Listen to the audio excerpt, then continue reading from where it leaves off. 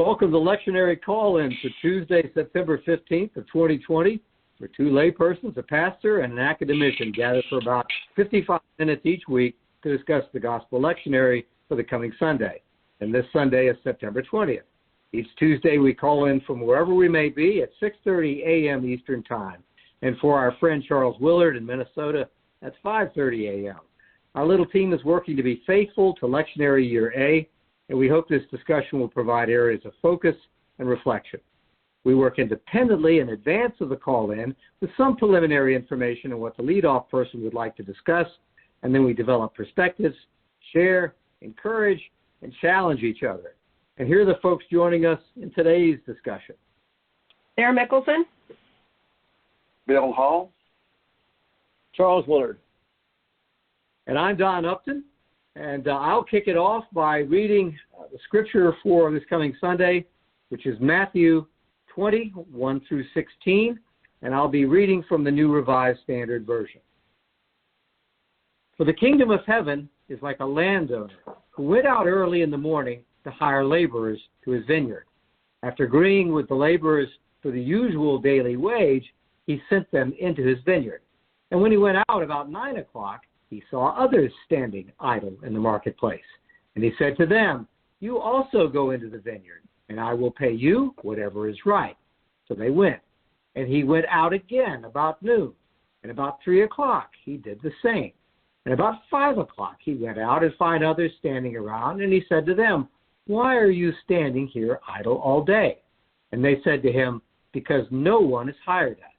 He said to them, "You also go to the vineyard."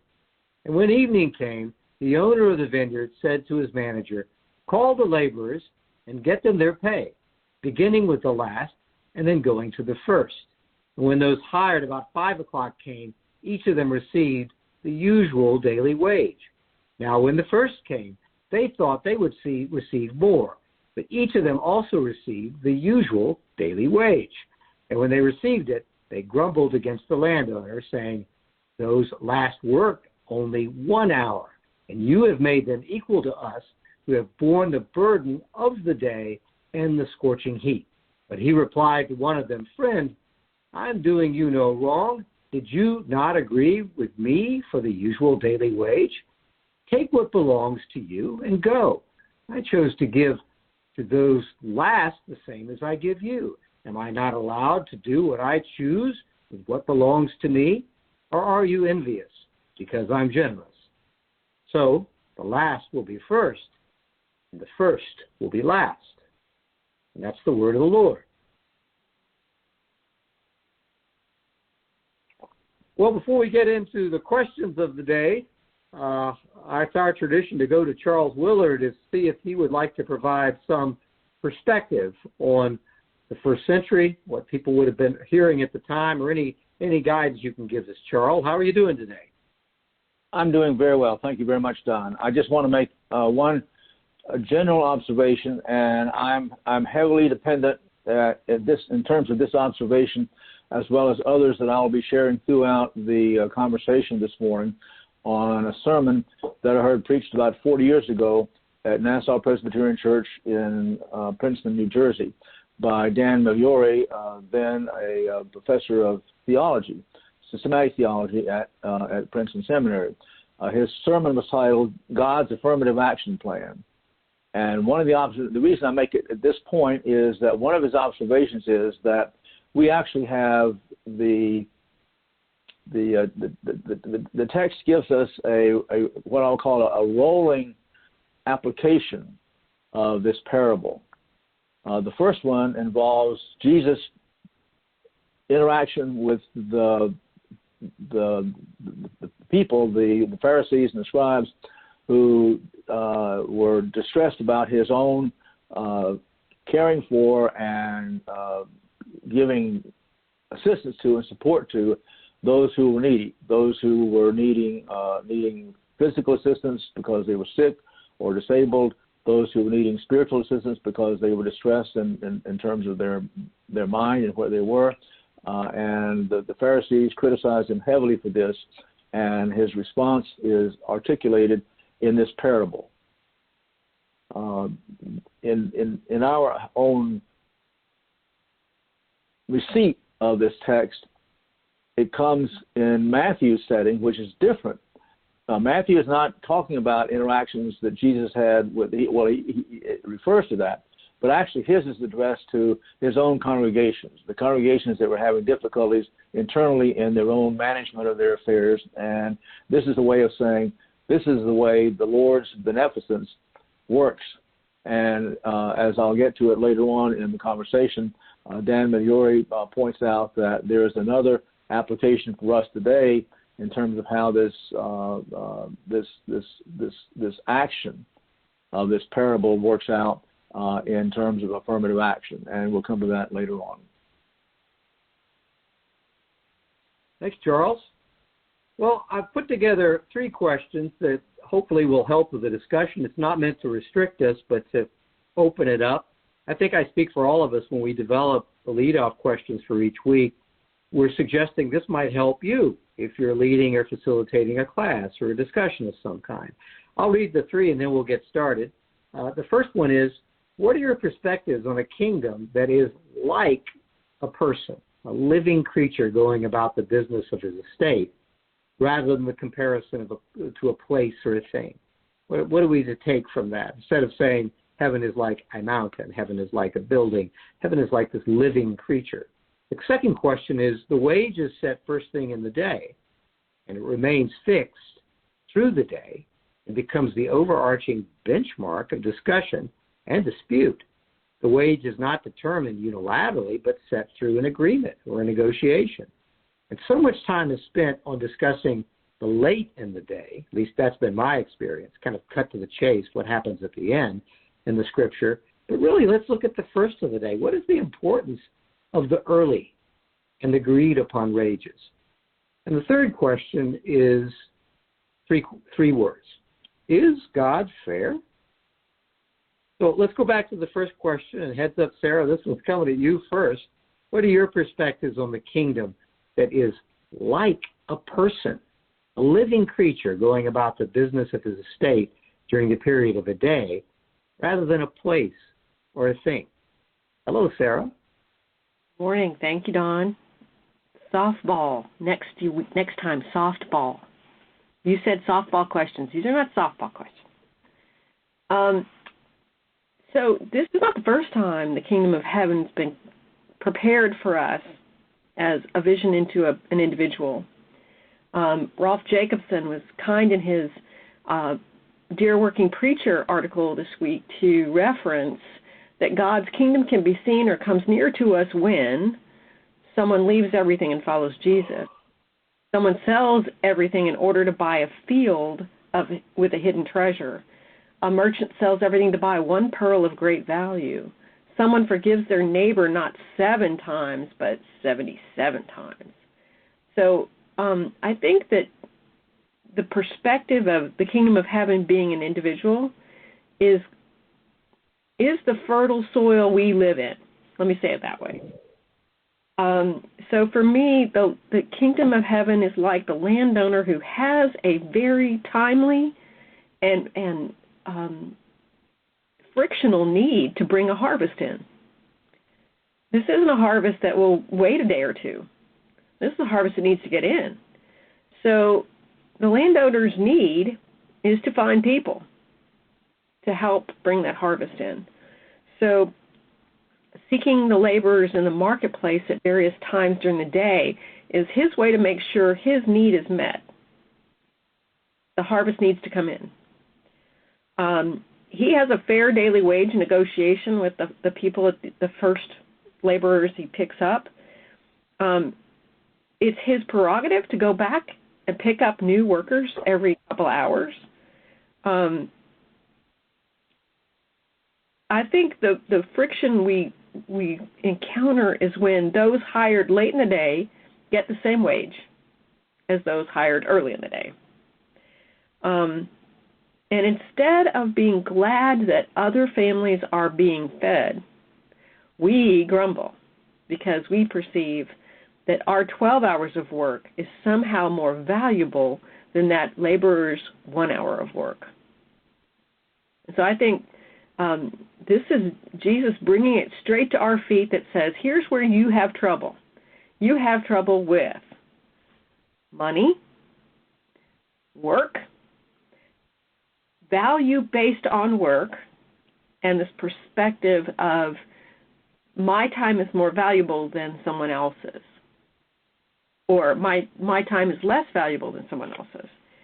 So the job of the landowner is to get the harvest in. He can spread the wealth however he chooses. And I think that's a reminder that in our experience, this world may or may not work to our advantage every time. I think it's a reminder to us that what appears unfair at one moment may appear fair at a different moment, so that fairness is subjective and not a constant. And I think that for us, this is an invitation to look at how the kingdom of heaven works differently than the world in which we live. In the kingdom of heaven, everybody gets a little bit. Everybody gets the same wage. How much joy they take from the work is probably their choice. The person who worked an hour may take more joy. The person that works an hour may have already worked 8 or 9 hours in a different field and have been available to come out and add a third job or a second job to the work to make his ends meet. So I think the perspective that the person that was hired at 5 o'clock in the afternoon has been lazy or disengaged or is slow to the game is a red herring. It's a path down which we can walk, but we can't really build a house at the end of the street. So I think it's important to acknowledge that in the world that Jesus describes, we don't have all of the information. So the perception is there's unfairness. And there might be fairness there that we just don't know about because it's not in the Scripture. It's not given to us to say, well, why were those people there at noon and not at 5 in the morning? Why were those people there at 5 in the afternoon and not noon? We don't know. So I think there's a perspective of the person that's the laborer that works the longest, the perspective of the landowner, and then the perspective of the third party who hears this story 60 years after Jesus says it, or even now. We hear it now and we go, we don't understand the whole story. I think we need to be able to walk through from each perspective and see the beauty of this generosity expressed by the landowner, that maybe the kingdom of heaven does work that way. And we start to see it from Jesus' perspective and not from our own personal, myopic, one vision, poke me in the eye with a stick vision. So that's my rest of my case there. Thank you. How about you, Bill Hull? Good morning, team, and as always to those listening and looking later. I think some of what I'm going to share probably echoes what I understand Sara to be saying. What first came to my mind when I read your question, Don, was that this is stating the obvious. I think throughout Scripture, there are many different locations and circumstances in the Old and New Testament. You do a lot of traveling geographically and socially in the Scriptures, but it seems clear to me that at every place, every event, it's the persons that matter to God. God is person-centered. Now, this may not directly speak to it, but I came across something in an article this week by Stanley Saunders, and I'll alert you in case you go look it up. Sara and I discussed this before the recording began. He takes a very radical position with this parable, but I want to read a few sentences that really spoke to me, and I'm quoting directly. Jesus' parables are meant to get us to think critically about the world we have constructed, free us from our cultural shackles and self-deceptions, and enable us to discern more clearly how God works in the world. Instead of allegory, we should read the story on its own terms as a straightforward account of the interactions between a landowner and the day laborers who work for him. Day laborers constituted limitless and disposable fuel, bodies to be burned up that made the ancient economy run. Our world is again full of such bodies who make our clothes, produce our food, and assemble our electronic gizmos, yet never gain enough traction to be able to join the world of consumers. The parable thus pulls back the curtain on the ways our own world works as it would have for Jesus' audience. I think that's very powerful, and I think it's accurate. When I read that early on in my study, it kind of snapped my head back, and I already knew this, and all of us know this. Yes, this is an ancient story, but it is this morning's headlines. This description of how people operate in the world is very contemporary. And at the essence of my response to your question, one, Don, is that whatever the place or circumstance, it is the person that matters to God. Now, I'll say more about this in the other responses, but for me to use modern-day language, God is about need-based, not merit-based. And again, I'll say more later. Thank you. Thanks. How about you, Charles? Anything you want to share? I'm thinking.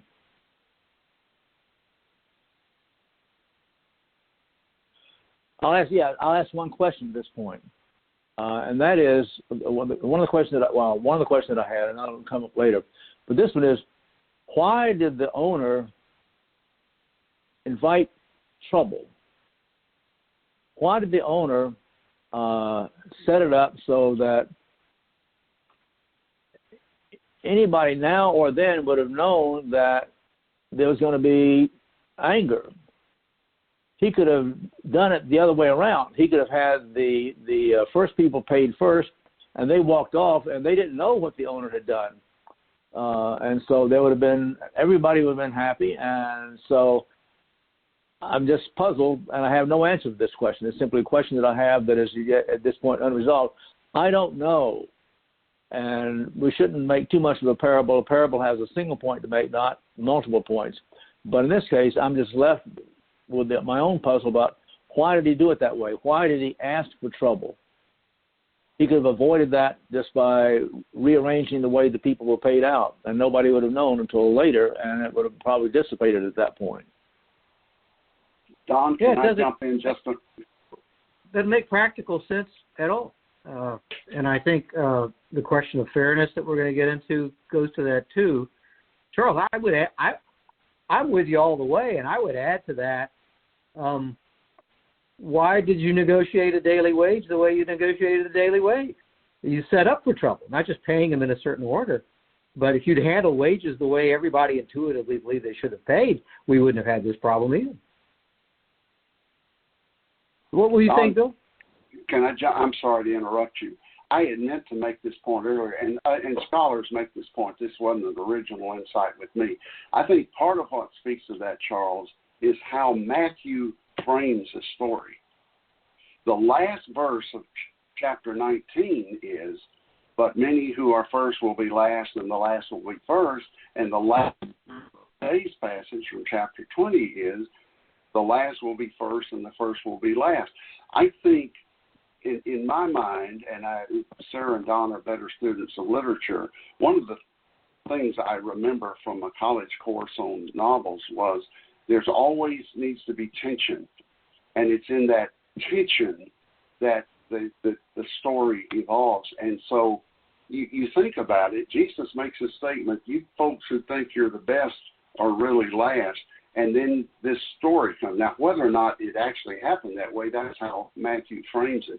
And I think that Matthew is signaling that he wants to upset the apple cart. He wants to knock, as I said, reading Stanley Saunders' thing sort of snapped my head back a little. That's a strong way to put it, but it sort of made me mentally sit up and take notice. So I think this story is meant to jar us.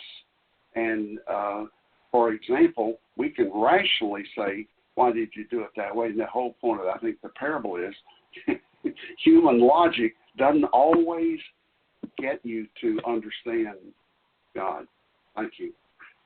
Yeah, I'm going to stay on that for a minute. That you were saying it's person-centered, but confronting the extremes. Why does he upset the apple cart? Is it's also place-centered. I think that they're outside and they're brought in, and you step over something that becomes the estate, and everything you think, everything you assume to be a proper and fair. We're going to get to the fairness question. This is an estate that is not fair. If you're going to use the terms that you carry with you every day, you're walking across this boundary, and the rules change to be people-centered and to be centered on what the Creator wants to do.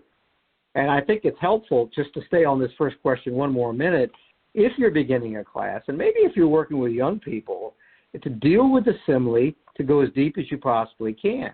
That it's not just that it's a living thing versus a mountain. Heaven is like a mountain. Heaven is like a building. That is, heaven's like a person.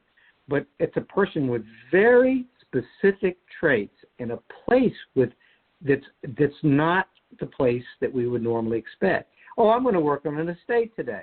Actually, when you get back home, you're going to go, that wasn't the estate I worked on Tuesday and Monday. This had different rules. It blew my mind, and I even came back angry. I have a different experience of the day because I crossed over. So I would say, with people of all ages, let's go there. Heaven is like a person, a landowner. No, it's a vineyard. It's a vineyard at a certain time of the day. Are we supposed to take a snapshot? Apparently not, because if you take a snapshot at dawn, it's quiet and there's nobody there. You take a snapshot at the end of the day, and it's filled with people. You take a snapshot at noon, it has more people. You take a snapshot at 10 o'clock, they've pruned the vines. You take a snapshot at 3 o'clock, they're burning the weeds. Even the shape of the place starts changing. A landowner who has a vineyard, who goes out to go get people and then does it again. A landowner in time. And I just also want to highlight not just person and place, but the passage of time, that I think we're asked to look at this as an expanse, as a passage of time that can only be understood if you go the whole thing. So the last shall be first is not the snapshot, it's the entire engagement and putting your foot over this artificial boundary between the vineyard and the rest of the world. It kind of goes to the next question I wanted to raise. Let me pull that up. The wage, this is coming at you, Bill. The wage is set. We're all dancing around this already. The wage is set first thing in the day, and it remains fixed through the day and becomes the overarching benchmark for discussion and dispute. The wage is not determined unilaterally, but set through agreement or negotiation. So much time is spent discussing the late in the day in the Scripture, at least in my experience. What about the importance of this early, agreed-upon wage? Bill, you go first on this. This one puzzled me a bit. As briefly as I can, what came to me. Again, back to my need-based. I think the point of the story is the landowner. Well, if we want to believe that this tells us something about God, and I don't think we have to make every detail of the story fit what we believe about God, but it seems to me that Jesus consistently illustrated that the need of the person was what predominated. We remember Jesus was moving along and a woman touched his garment and he stops. disciples are resisting, and he helped heal her. This is replicated over and over again in the ministry of Jesus, so that the early on, the issue becomes what's fair, and Jesus is, I think the point of the story is, it's not ultimately about fairness, and your third question is God fair? But it's about what's the need of the person. And I thought of an illustration, and this may or may not fit and still be true, because I'm no longer the avid watch hours of professional sports that I used to be. But unless things have changed, as we're moving toward the playoffs in various sports, my understanding is in the past, often the team going into the playoffs will make some trades and bring some people on late in the season or during the playoffs. And then there's the issue of that extra money they get for either winning or losing in the playoffs. The team decides, does everybody get an equal share? And often the stories I've read is everybody gets an equal share. Why? Why does the guy who comes in the last 2 weeks, because the player's view is we brought him in because we needed him. We needed another left-hand pitcher or whatever. And now I don't know if they're still doing that, but whenever I've read that in the past, I thought, now that's pretty mature thinking. You potentially have helped us win, and we're going to give everybody an equal share. And a part of what occurs to me is, if they don't do that, what are they going to do about the guy or gal who came in mid-season? So if you start this proportioning business, where does it stop?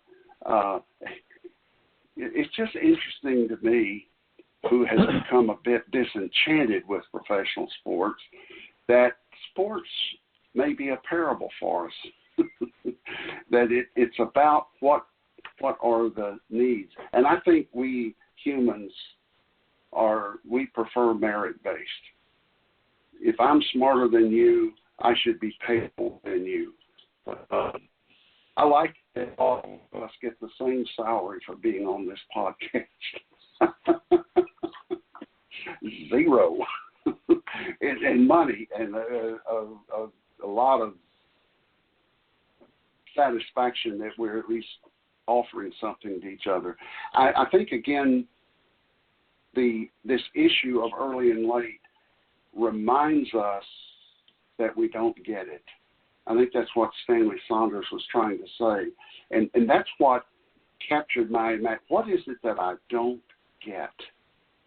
And, what we most don't get is potentially what's most productive and instructive for us. Or in a counseling concept, what I most need to do is often what I least want to do. Okay, there again, that tension. And other scholars noted that what follows this story is the mother of the James and John asking which one of them will be the greatest. You talk about not getting it. Now, maybe she didn't hear the parable, but the way Matthew lays it out, it's almost like the moment a message is delivered, the story that follows says, I had cotton in my ears. I heard it, but I didn't really get it. Anyways, that would be what I would share about this question, Don. Thank you. Thank you. Yeah, and going to fairness and what Charles raised, I think it pushes what some of us are raised to believe is the American gospel, the secular gospel. How do you create goodness, understanding, wealth, prosperity, happiness? It's got to be true, right? It means that you have labor that has a quality and a duration and a product, and you put a value on it. And in a perfect world, if you might have a voice in that in terms of your own labor. You might get together with a group of people or form a union or a group and go, let's have a conversation about that. And that's meant to provide stability and hope and opportunity in the future. And that American gospel, when it takes a step across the boundary between the town where they wait and onto the estate, doesn't work, and it's not fair anymore either. Even that, if that's in your heart as a gospel, that the most fundamental beliefs that I have are going to be shaken when I go to work on this estate. And if I'm standing in the town and I'm waiting to go work over there, I'm like, that's a different place over there. That's a different place. But I was asking you about the front end, the negotiation. I think it's funny that they're right and wrong. They do negotiate. It does say they agree that there's a wage that's going to be set for the day. And in that way, yes, the wage is set. And the landowner is consistent across the board. But they had no intention of setting that on the standards of the estate. They used practical common sense, kind of what I think Charles was speaking of. The practical common sense is, in today's language, I'm going to burn calories longer than other people. I'm going to produce quality. I'm going to work for the full day. I'm going to bill by the hour, whatever it might be, and I'm going to apply that to the world, not just myself. But I'm negotiating with the landowner, but I'm setting a standard for the world. I'm setting a standard for other people. At least I think that would be fair, don't you? That at 7 o'clock in the morning, I'm going to set that standard. And even that blows up. So in a way, they're right. The standard is kept. And then it's absolutely wrong because all the underlying principles, their gospel, which is fair wage, fair hours, fair product, burn their calories, doesn't hold up at all. And I think that's funny how right they are and at the same time how wrong they are. But it is negotiated. There is a fairness about it when they go out. Sarah, how about you? What are you thinking about? I'm scribbling. All right, so first and foremost, maybe the importance of this particular parable Jesus is sharing is not the wage. Maybe it's the opportunity to work. So I like, Bill, that you brought up the sport team analogy or hook for me, because that really worked. Put me in, coach. I want to play. I can do this. Let me have some give me a chance. So each of these day laborers has made that plea, and the coach has said, yes, come. The opportunity to play, the opportunity to work in the field of this landowner is a good opportunity. Maybe the pay is not the issue. Maybe it's the opportunity to work. So if you're really hungry and somebody says, I'm going to give you a piece of pie, you're not going to really quibble about how big the piece is. You're just going to be grateful that you got some part of the pie. So I think that there's something there. The grumbling workers' focus is on themselves, on their perspective, on what they perceive to be fair. It's not a perspective of the landowner. I think it goes back to the when we perceive we're being slighted, we grumble. When we perceive something is unfair to us, we speak of it. I think that illuminates our own entitlement, even if we're not aware of our own entitlement. So I think it's the opportunity to work that's the big takeaway for this. It's likely I would be standing in the marketplace begging for work, and the landowner would look at me and go, nope, not you. Sorry. So I don't even get a chance to have a denarii. I'm not going to quibble about whether the denarii is a good deal or not. I'm going to go, dang, I missed out on that.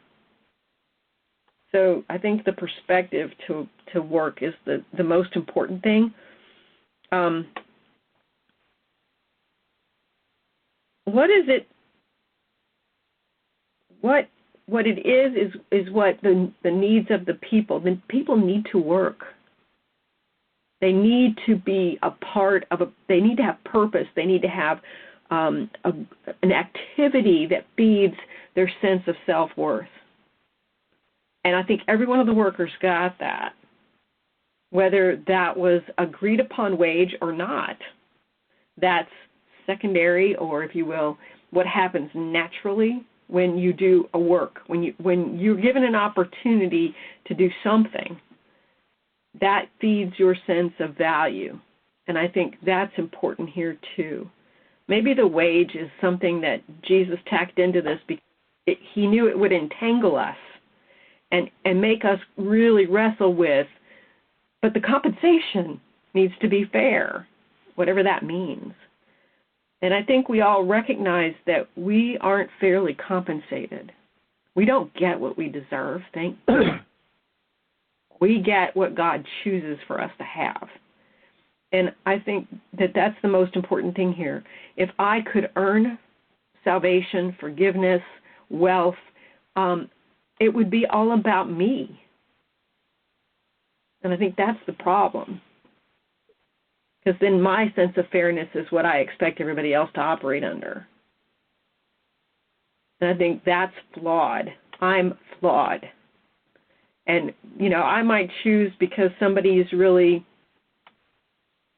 a good person at organization. I might pay that person who's paid to do organization differently than I would pay one person who's really good at turning soil.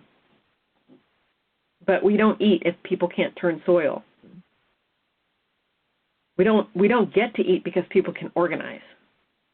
I want to put that out there, that I think that maybe we undervalue effort if we perceive it to be less worthy of compensation to us. And I think that it's the opportunity to work that's more important here. Thanks. Charles, thoughts?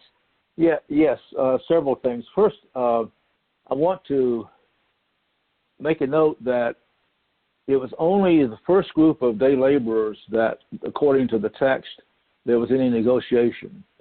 And that negotiation basically settled, as far as we could tell from other comparatives, that negotiation was settled upon what was standard for a day's labor at that time. So there was not any back and forth, or if it was, it's simply that this is what the day's labor is worth because that's what the standard is, and so that's what we're going to use.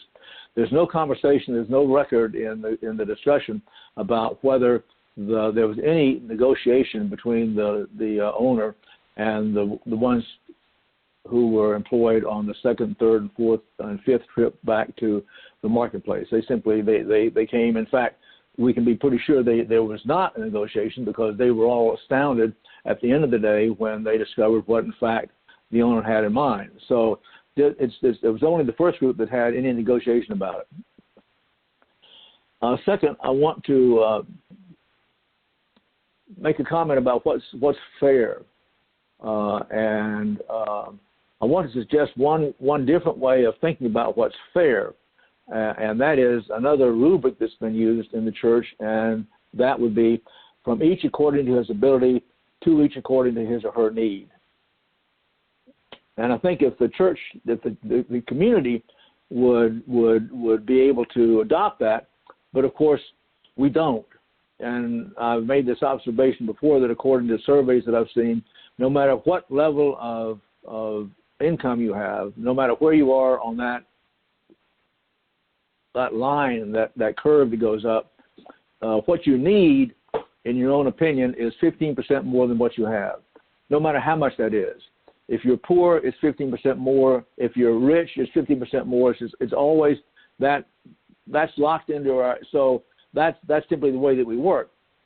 Third, I want to introduce a comment from the followers on the way by John Debevoise. He was telling a story about the time when he was younger, and he and others were asked by his father to dig up a tree, and apparently it was a large tree, and so it took the group of them who were working on this all day long, as these laborers in the vineyard, all day long to get that tree dug up.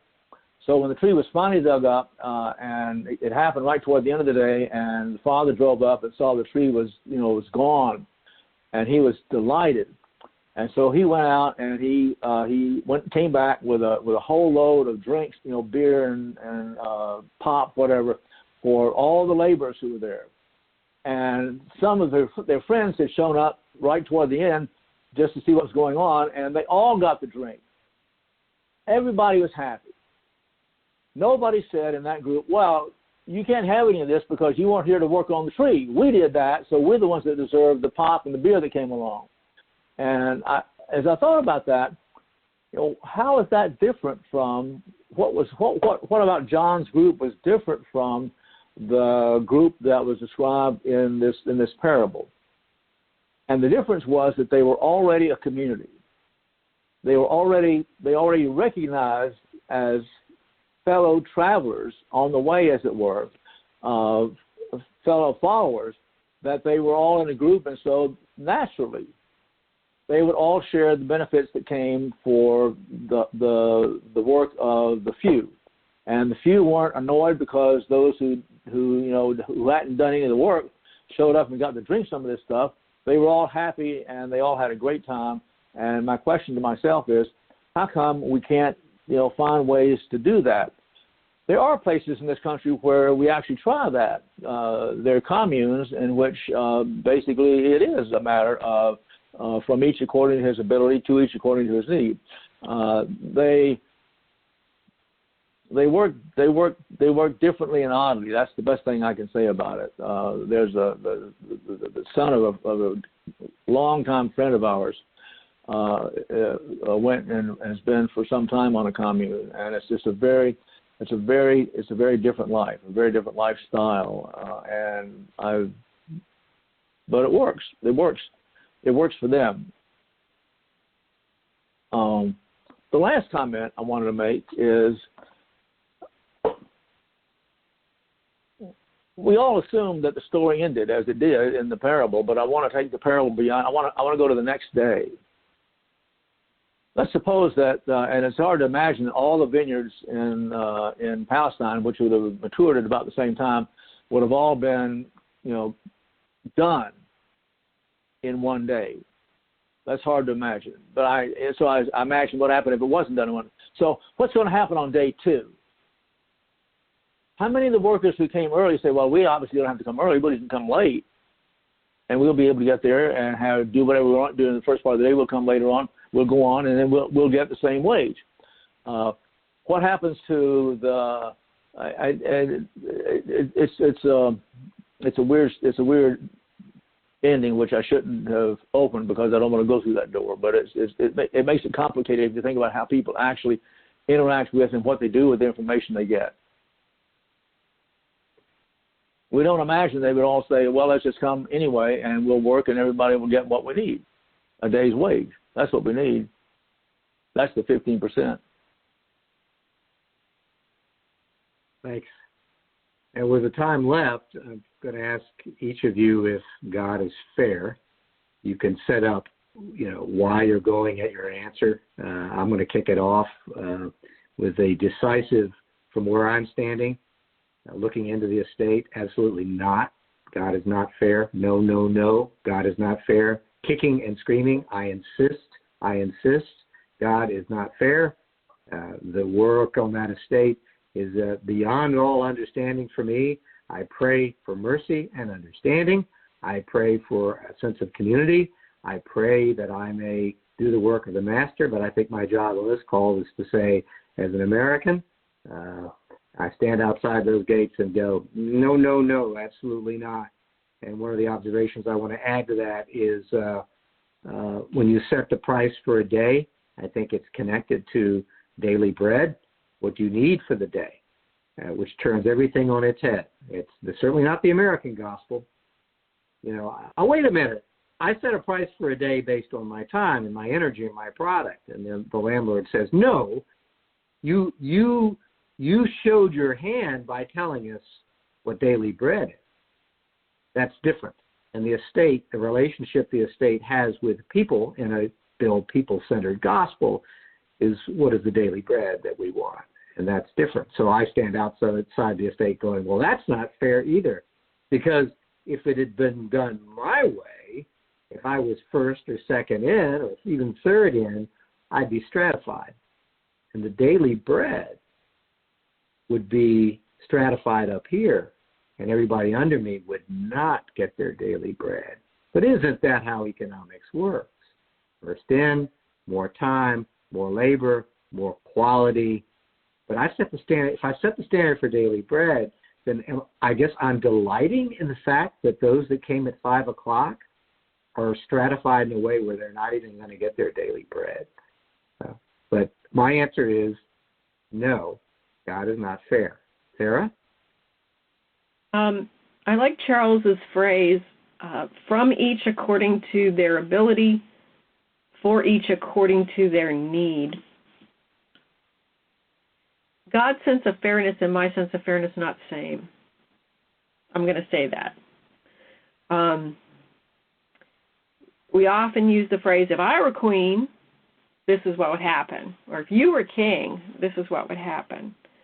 But I think part of the perspective is I'm not king and I'm not queen. And that the earth is the Lord's and everything therein. I think that's profoundly important. I'm a guest in the vineyard of the Lord. And so I think that if we got what we deserved, we would all fail. And I think that that's part of how grace works. I've told this story before, and it bears repeating.